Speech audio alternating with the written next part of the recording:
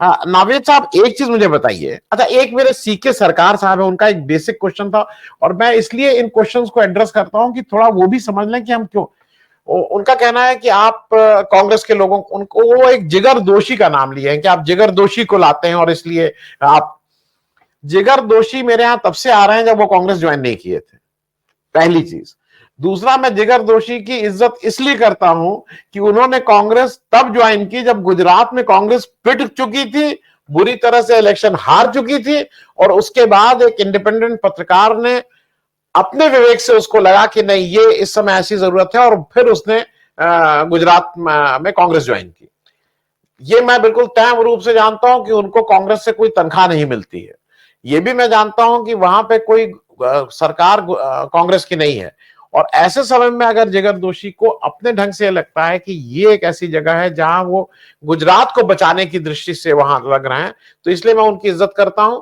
वो जब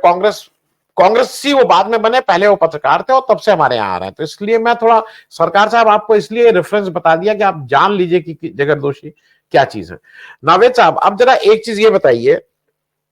ये इंडिया गठबंधन अब कितना बड़ा चैलेंज आपसी उस पे रह गया है, क्योंकि वो जो खींचतान है वो आज सुबह तो बहुत दिखाई दी है, कल से थोड़ा कि खींचतान है, लेकिन जैसे होता है ना कि थोड़ा सूप वूप वो किया जाता है, उसके बाद चीजें सेटल हो जाएंगी। 6 तारीख को मीटिंग बुलाई गई है, हालांकि उस 6 तारीख की मीटिंग के लिए मुझे ऐसा लगा था कि 6 की मीटिंग के 2 और इश्यूज हैं, लेकिन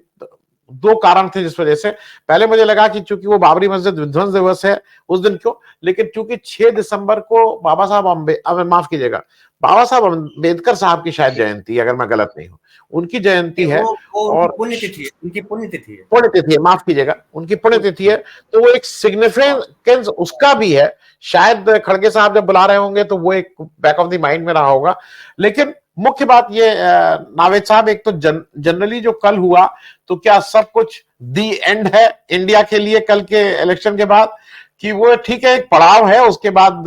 लोग फिर वो होंगे और आगे बात करेंगे। थोड़ा इस पे कि जो जिस तरह से बीजेपी उसको हल्ला मचा रही है कि नहीं नहीं सब खत्म, कुछ नहीं है, कुछ नहीं है, कुछ नहीं है, तो सब कुछ नहीं है कि कुछ है अभी। नहीं देखिए, एक तो बहुत दिलचस्प बात से आपने शुरुआत की थी और मुझे बहुत अच्छी लगी और मैं उसको बड़ा एंजॉय कल से कर रहा हूं। और हर चुनाव के बाद उसका चुनाव का जो हैंगओवर होता है, तो बड़ा आम जनता में जो उनके कमेंट्स होते हैं, जो उनकी राय होती है, जो नुक्कड़ चौराहों पर और चौपालों पर और पान की दुकानों में बातें होती हैं, बहुत इंटरेस्टिंग होती हैं। और सब लोग बड़े से बड़े नेता को राय देते हैं और बताते हैं कि ये करना चाहिए था, ये किया तो ये हो गया। चलिए अच्छी बात है, उनकी अभिव्यक्ति की आजादी है, उनका हक है, वो वोट देते हैं, किसी पार्टी के साथ है, किसी के विरोध में है, किसी के समर्थन में। और बहुत ऐसा होता है अक्सर, जब हम लोग वर्ल्ड कप हारे थे, तो मैं पान की दुकान पे खड़ा था, तो एक ई रिक्शा वाला जो है वो बहुत गुस्से में था और बहुत अपशब्द इस्तेमाल कर रहा था कोहली के लिए, और बता रहा था कि ऐसे शॉट मारना चाहिए। तो ठीक है, हंसने के लिए और थोड़ा सा इस बात के लिए कि आम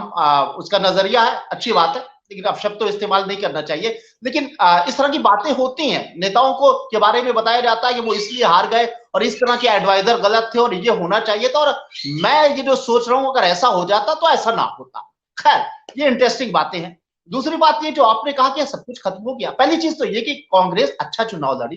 इसमें कोई शक नहीं है, और कांग्रेस अच्छा खासा वोट लाई है। और मैं समझता हूं कि इसमें भी कोई दो राय नहीं है कि राहुल गांधी के परफॉर्मेंस, उनकी मेहनत, और तमाम खड़गे साहब जो उनके अध्यक्ष हैं और तमाम नेता हैं, उन्होंने खूब मेहनत की और चुनाव लड़े वो, और वो हार गए, कोई बात नहीं, लेकिन एक बड़ा जनसमर्थन है कांग्रेस के साथ में, ये जाहिर होता है। इलेक्शन होता है, लेकिन ये भी कहा जाएगा कि भाजपा का जनाधार ज्यादा है, जनता का विश्वास भाजपा के साथ में ज्यादा है, उनका थोड़ा कम, जैसा कि पता चल रहा है। और चुनाव में ऐसा होता है, किसी का थोड़ा भी कम है तो वो हार जाता है, अक्सर ऐसा होता है। कोई बात नहीं, क्योंकि संघ और ये आपका भारतीय जनता पार्टी तो 50, 55, 60 साल तक हारती रही, और अगर अब जीत रही है तो उसकी मेहनत, उसका समर्पण, उसका संयम, उसका धैर्य था। तो हार के बाद जीत होती है और जीत के बाद हार भी होती है, तो वो तो कोई बात नहीं हुई। मुझे लगता है कि जो आपने बात कही कि इंडिया गठबंधन में अब क्या होगा, तो पहले तो मुझे कल एक बात बहुत शिद्दत से समझ में आई कि तमाम कमियां रही और कुछ जरूर एरर रहे, इसमें कोई शक नहीं है। एक आम नजरिया अगर अपना ये कोई आम नजरिया रखता है तो इसका स्वागत है कि जो गठबंधन की शुरुआत में तू तुकार जैसी स्थिति हुई, खासतौर से एमपी को लेकर, वो नहीं होना चाहिए था। कुछ गलतियां आम नजरिए से भी नजर आती है कि कांग्रेस हाईकमान, ये बात ठीक है कि इतने सारे राज्यों में जो उनके स्टार प्रचारक हैं, बड़े नेता हैं, वो खूब शिद्दत से मेहनत कर रहे थे, उनके पास बिल्कुल कम समय होगा। लेकिन जो आपस में तकरार थोड़ा बहुत चल रहा था उनके घटक दलों के साथ में, क्षेत्रीय दलों के साथ, तो कोई एक ऐसी कोऑर्डिनेशन कमेटी, एक सेकेंड लेयर के कुछ लोग होते जो कम्युनिकेशन बना के चलते और इस तरह की बातें बदमजगी ना होती। मैं ये भी मानता हूं कि बदमजगी ना होती या फ्रेंडली फाइट होती, या दूसरे दल, भाई सपाई है और बसपा ने तो साफ मना कर दिया आने के लिए, तब भी कांग्रेस हार जाती, क्योंकि जिस हिसाब से समाजवादी पार्टी को वोट मिला है वो साथ में भी होते तो जो भी डिस्टेंस है वो कवर नहीं हो पाता। हाँ, 2 4 5 सीटों का फर्क हो सकता था। और ये भी फर्क पड़ता है जब कोई एक परिवार में कुछ खटपट होती है तो उसकी साख को थोड़ी सी चोट पहुंचती है, और वो चोट जो है वो कुछ ना कुछ वोटिंग पैटर्न पर भी थोड़ा सा असर, मैं बार बार कह रहा हूं, बहुत ज्यादा नहीं, 2 4 5 सीटों का अंतर हो सकता था अगर मोहब्बत होती, तकरार नहीं होती। अखिलेश यादव मध्य प्रदेश में ये ना कहते कि साहब कांग्रेस धोखेबाज पार्टी है और उसको वोट मत दीजिए, और तमाम इस तरह की बातें, या कमलनाथ अपने विचार, अपनी मूल धारा के विरुद्ध भारतीय जनता पार्टी को देखा देखी हिंदुत्व के एजेंडे पे ना आ जाते। राहुल गांधी की एक बात अच्छी लगती है, हिंदुत्व बहुत अच्छी बात है, सम्मान है, सनातनियों का सम्मान सब है, इस देश उन्हीं का है, उनकी आबादी है,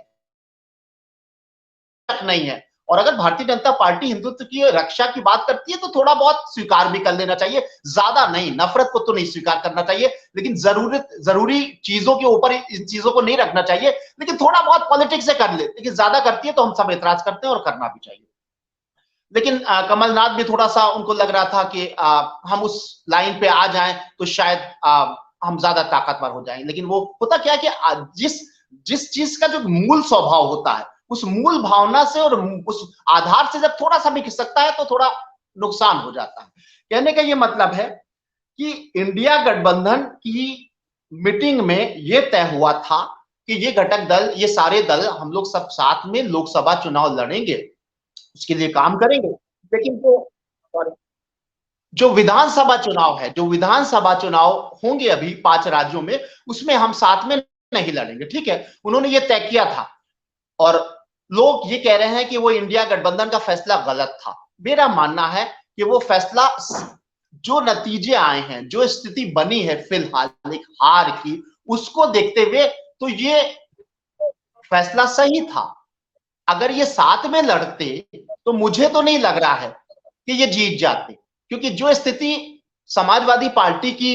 राजस्थान में या मध्य प्रदेश में या छत्तीसगढ़ में थी, वो साथ में भी होते तो भाजपा को वो हरा नहीं पाते। और अगर वो साथ में होके लड़ते तो सीधे सीधे ये आज कहा जा रहा है कांग्रेस खत्म हो जाएगी और कांग्रेस आपकी कोई ताकत नहीं है, उसने कोई प्रोग्रेस नहीं की है और साहब राहुल ने गड़बड़ कर दी और उन्होंने गड़बड़ कर दी, नहीं तो आज ये चर्चा होती, वो अभी भी हो रही है, थोड़ी बहुत हो रही है, ज्यादा होती, कि इंडिया गठबंधन तो खत्म ही हो गया, अब तो उसका नाम भी मत लो, उसमें तो कोशिश भी नहीं, वो फेल हो गया, और जो फेल हो गया वो अब पढ़ाई से भी उसको बेदखल कर दिया जाए, वो क्लास में आने भी लायक नहीं, इस तरह की मीडिया बातें करने लगती। तो उस तरीके से तो ये फैसला सही हुआ, क्योंकि साथ में लड़ भी रहे होते मेरे हिसाब से तब भी हारते, क्योंकि डिस्टेंस अच्छा खासा है। और मुझे लगता है कि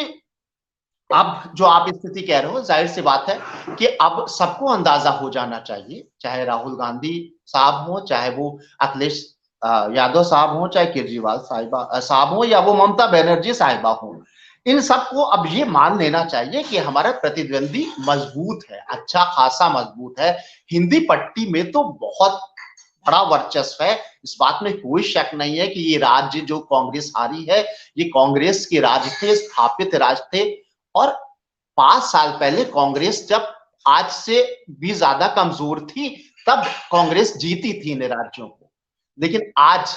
भाजपा ने इन राज्यों से हरा दिया। इससे इनको सबक लेना चाहिए कि हमारी प्रतिद्वंदी पार्टी भारतीय जनता पार्टी काफी सशक्त है और जनता का विश्वास जुड़ा हुआ है। अब हमें कैसे लड़ना है,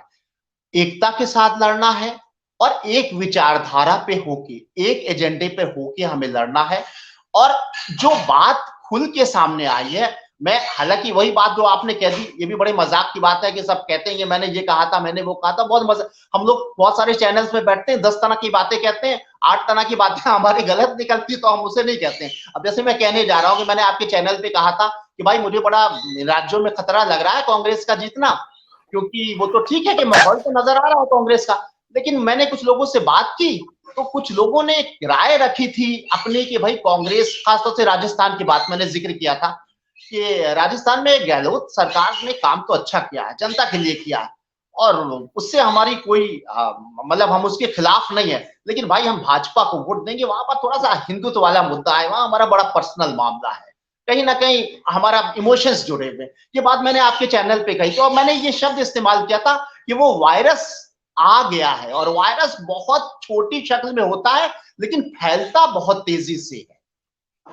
और मैंने कहा था कि तमाम सर्वे और जमीनी हकीकत के बाद में जब मैंने कुछ चंद लोगों से बात की, मैंने एक आदमी का जिक्र किया था, बल्कि जिक्र भी किया था कि वो सिक्योरिटी गार्ड था और मेरी बहुत इत्मीनान से उससे बात हुई, उसने बड़े दिल की बात कही और तारीफ की और कहा कि लेकिन भाई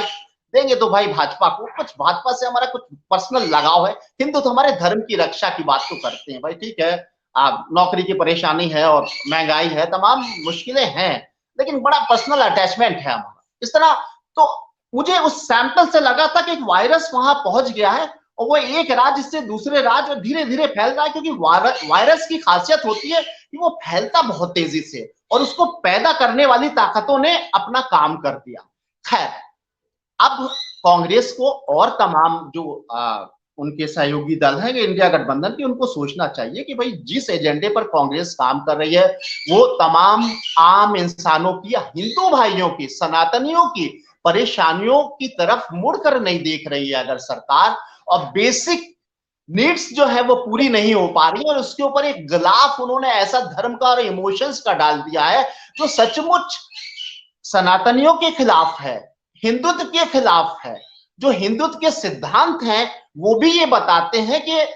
अगर कोई आप शासक हो तो आम जनता की रक्षा आपका पहला फर्ज, यही धर्म है आपका। आम जनता की बुनियादी जरूरतें पूरी करना आपका धर्म है। खाली आपका धर्म तिलक लगा लेना या पूजा करना नहीं, पूजा करना बहुत अच्छी बात है, पवित्रता है, आध्यात्मिक ताकत है, लेकिन हमारे पेट में रोटी का इंतजाम हो, हमारे बच्चे की पढ़ाई ठीक हो जाए, हमारी माँ का इलाज सही हो जाए, हमारी बहन को सुरक्षा मिले सड़क पे, ये जरूरतें भी धर्म है और ये धर्म ही जो है ये हिंदुत्व है।